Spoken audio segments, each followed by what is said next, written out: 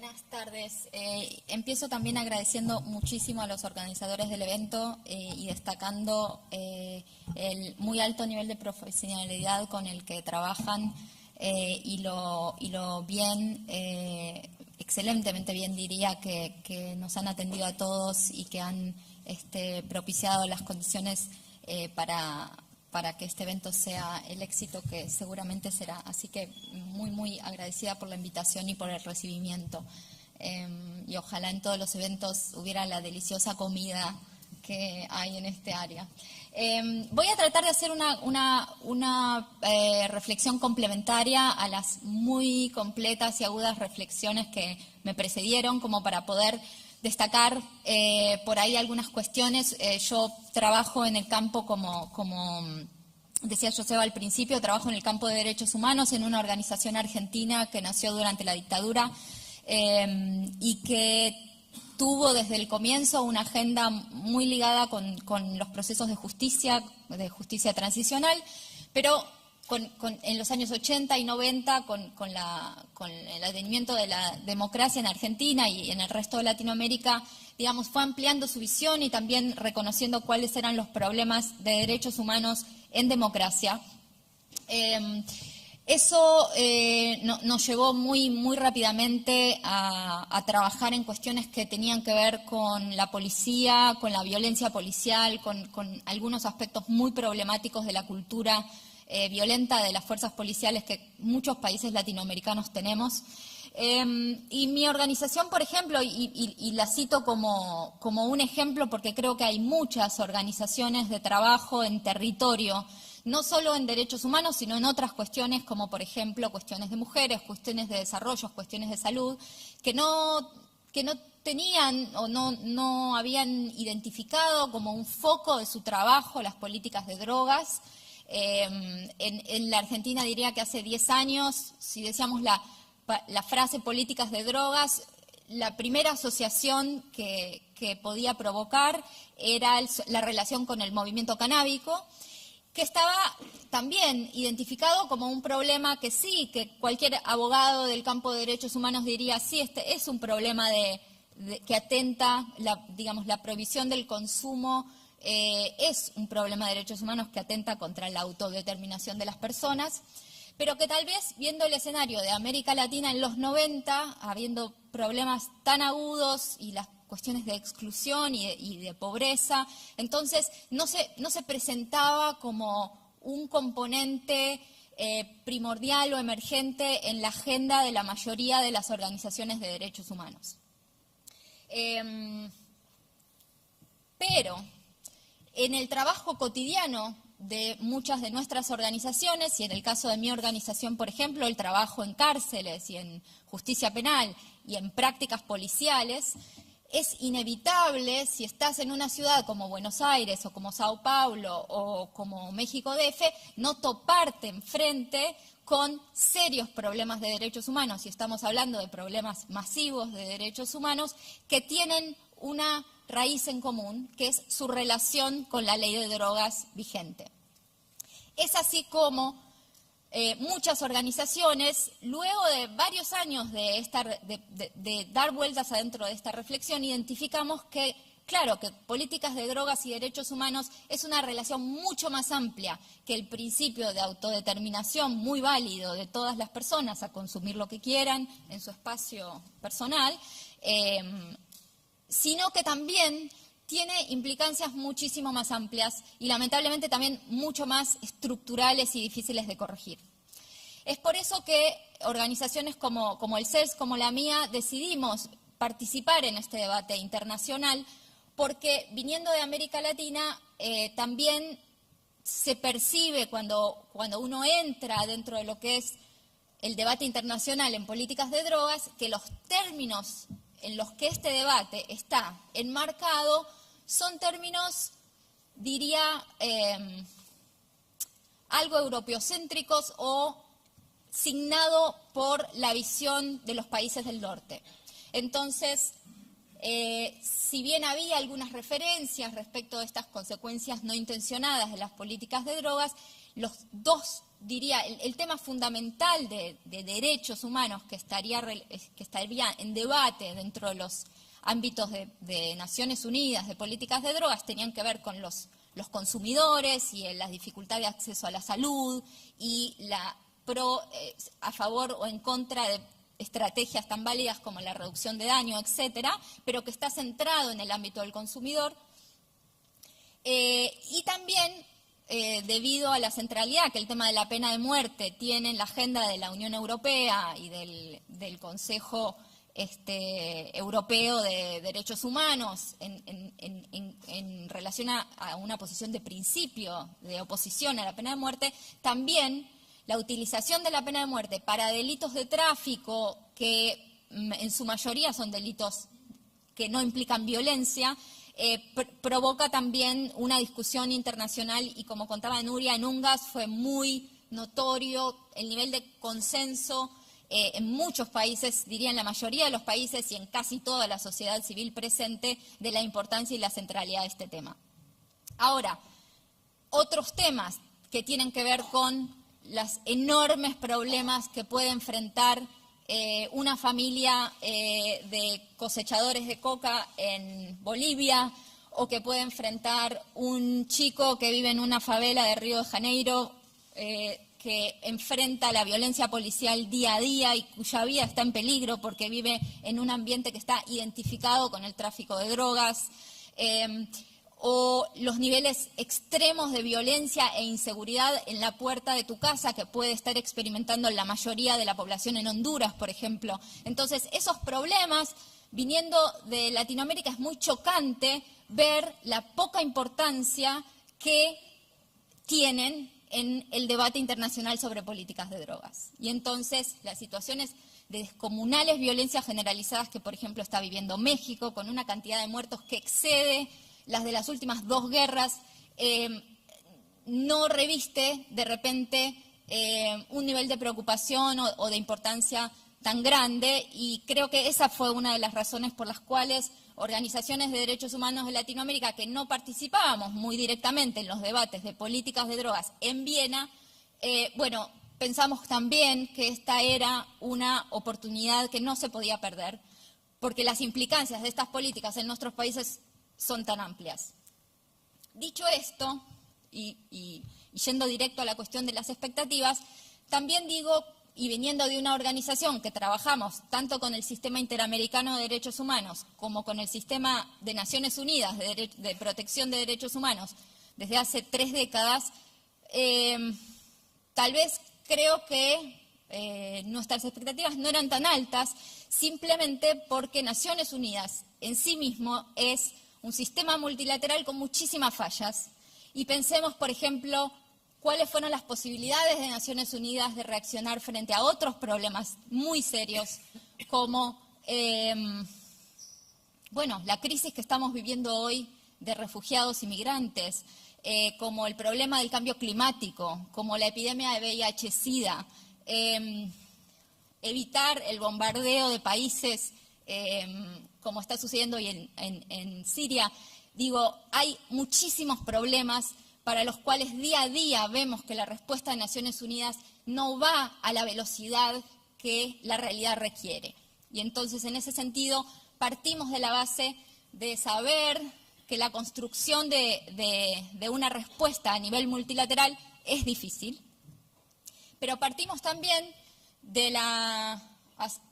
entendimiento que a nivel de derecho internacional de derechos humanos,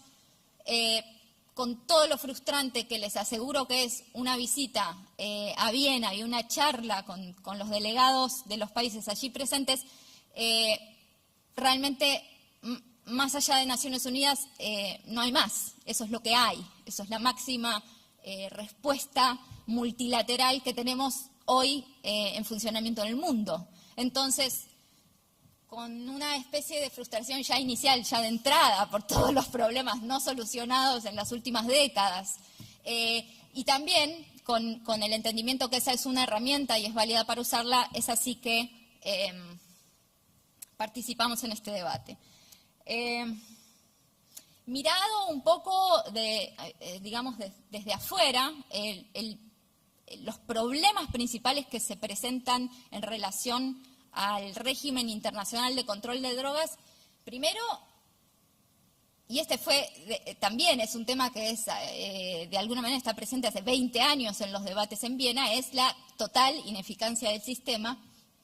que ahora vamos a ver sus componentes. También este foco represivo de las políticas, que realmente si analizamos los presupuestos de cada uno de nuestros países, aunque sea el país más progresista en políticas de drogas,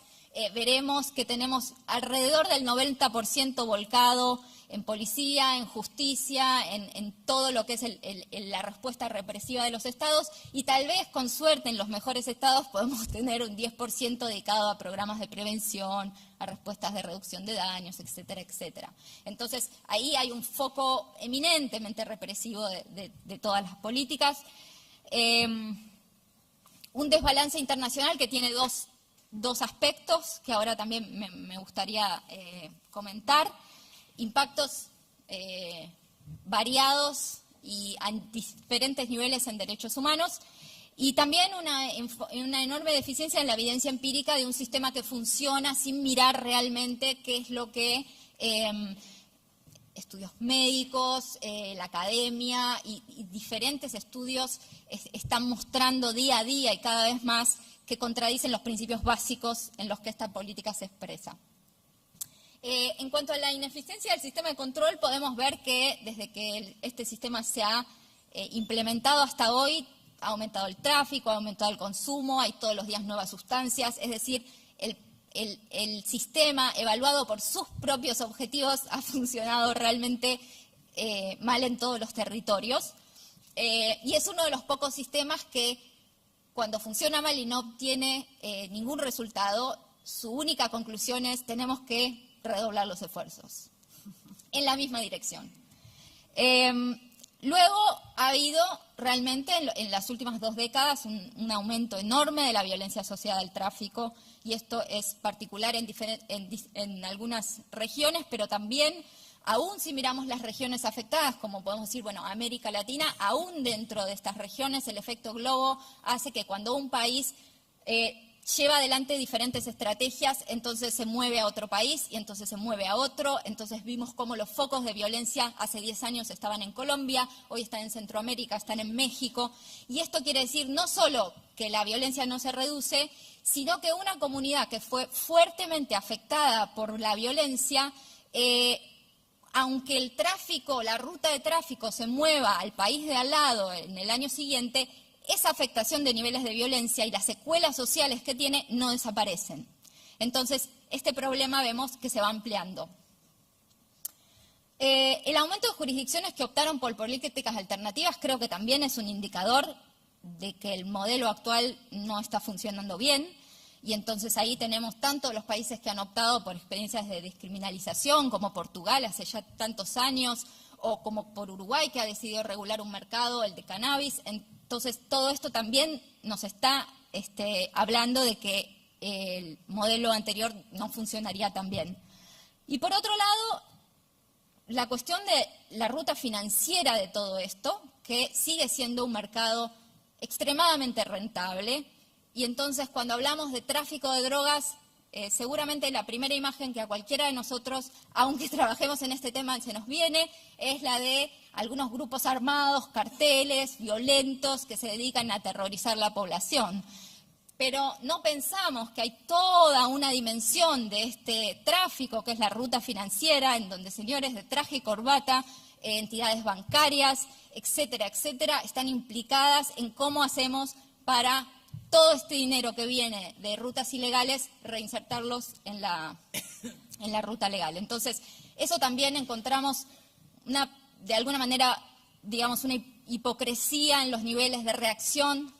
del sistema respecto de quiénes son los actores del tráfico de drogas. En el foco represivo quiero hacer énfasis en lo que para muchos países tiene como consecuencia el narcotráfico y la lucha contra el narcotráfico en la militarización de la seguridad pública. Acá creo que mi país, Argentina, desde ya es un ejemplo, pero Traigo el ejemplo de Brasil porque por ahí es más conocido en el sentido de que esto se expresa en la ocupación territorial por la policía militar de territorios enteros, que esto se expresa en la ejecución extrajudicial de cualquier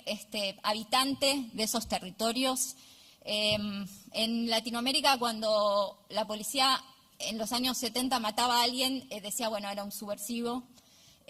Hoy la policía mata a alguien y dice era un narco. Entonces, ¿quién le dio el carnet de narco a ese pibe que fue ejecutado en Ciudad de Dios, en la favela de Ciudad de Dios en Río de Janeiro? Bueno, no sabemos. Sí sabemos que era un chico que tenía 16 años y que vivía en ese lugar.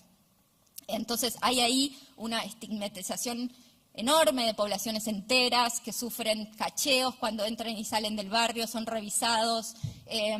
Ni hablemos si la policía les encuentra alguna sustancia prohibida, las consecuencias que esto puede abrir, casos de tortura, de chicos detenidos por tener un cigarrillo de marihuana que terminan torturados en comisarías, etcétera, etcétera, etcétera. Entonces, quiero destacar esto por la cotidianidad de estas prácticas en países como Perú, como Argentina, como Brasil, como Chile. En este sentido, las detenciones a consumidores y criminalización, y este no es un fenómeno solamente en países de Latinoamérica, está fuertemente diferenciada en quiénes van a ser las personas que van a sufrir estas prácticas. Entonces, es así que aún en Estados Unidos, bueno, no aún, principalmente en Estados Unidos se ve con claridad cómo todas las acciones de control sobre drogas se van a dedicar específicamente sobre la población negra, que hoy es la principal pobladora de las cárceles, y así en cada sociedad, y estoy segura que si vemos las estadísticas de detención de la policía en España es lo mismo. Siempre estas prácticas son, de alguna manera, estrategias de control social sobre los sectores estigmatizados y más pobres de las poblaciones. El encarcelamiento de actores menores del tráfico, y acá sí yo creo que vale la pena una mención de género que tiene un sustento, digamos, de mayor gravedad en el caso de mujeres, porque realmente los niveles de encarcelamiento, los aumentos de encarcelamiento de mujeres por delitos de drogas no tienen precedentes. En mi país en los últimos 10 años tuvimos un aumento del 280% de las mujeres encarceladas, 70% de ellas es por delitos de drogas y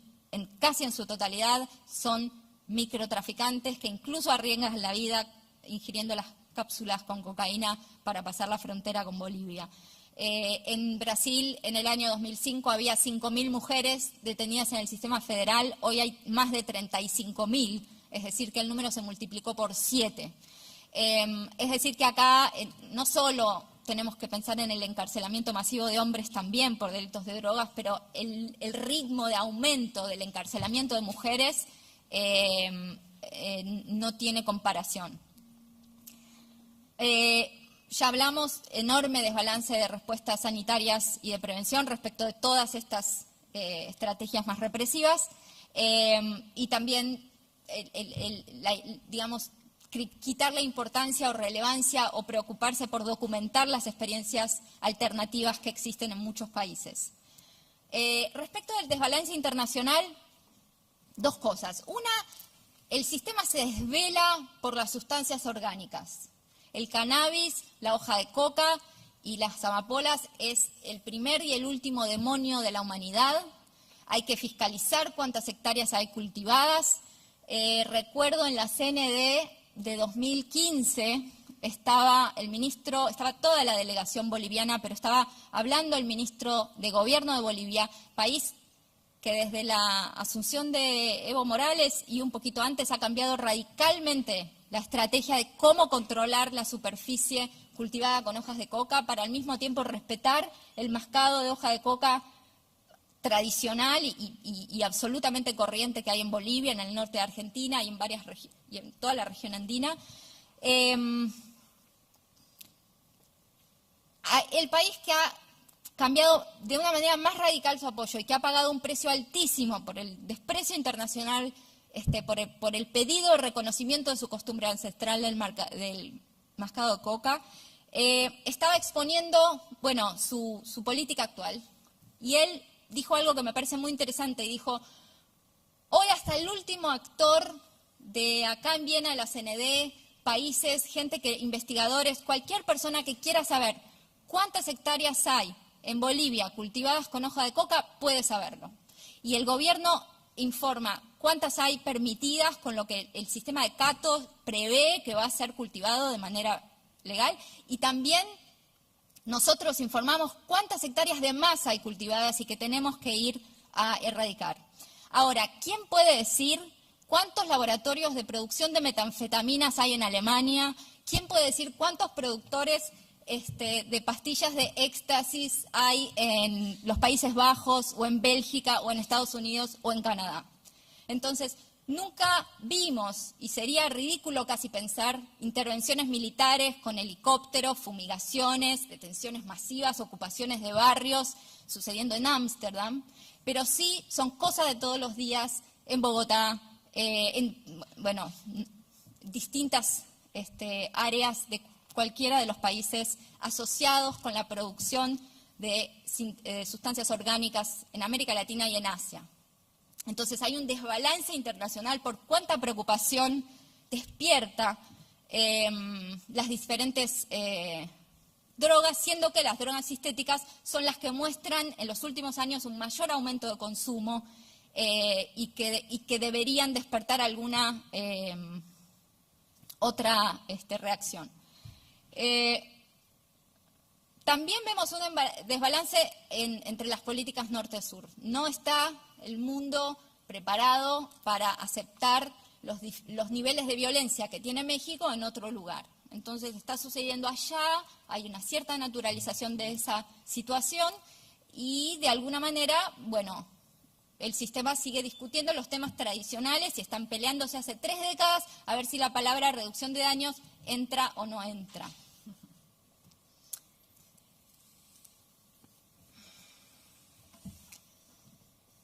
Quiero, mis compañeras, sí, un solo tema para terminar. Estos temas fueron tocados por las expositoras anteriores con mucha lucidez. Quiero solo agregar uno. Y es decir que respecto de otros problemas que decía al principio, como el cambio climático u otros problemas a los que Naciones Unidas tiene que dar respuesta, este problema, y en gran medida todos los problemas asociados, como decía Araceli en el principio, no la droga, sino los problemas de la prohibición, son un resultado directo de un sistema que las propias Naciones Unidas han implementado. Entonces, es muy difícil que las mismas agencias de Naciones Unidas que diseñaron este sistema de control puedan ser las que evalúen su performance y eventualmente decreten su fracaso. Eso no va a suceder, nadie es juez y parte. Entonces, una de las cosas que fue discutidas en UNGAS y no logradas, y lo menciono como para agregar a los puntos que Nuria y que Araceli mencionaron, es un sistema externo de evaluación del sistema. Y acá coincido plenamente con la interpretación de Araceli respecto del rol y el ganador Estados Unidos de esta UNGAS, y fue uno de los grandes bloqueadores de que hubiera ninguna clase de evaluación externa del sistema de cómo está funcionando. Entonces, hay algunas pistas para seguir adelante, y el involucramiento de otras agencias de Naciones Unidas, como el Consejo de Derechos Humanos o el Programa de Naciones Unidas para el Desarrollo, pueden agregar a la Organización Mundial de la Salud como actores externos, aún dentro del sistema de Naciones Unidas, que pueden mirar con su expertise técnica qué está pasando en esas áreas. Así que esos pueden ser algunos caminos a seguir para los próximos años. Muchas gracias.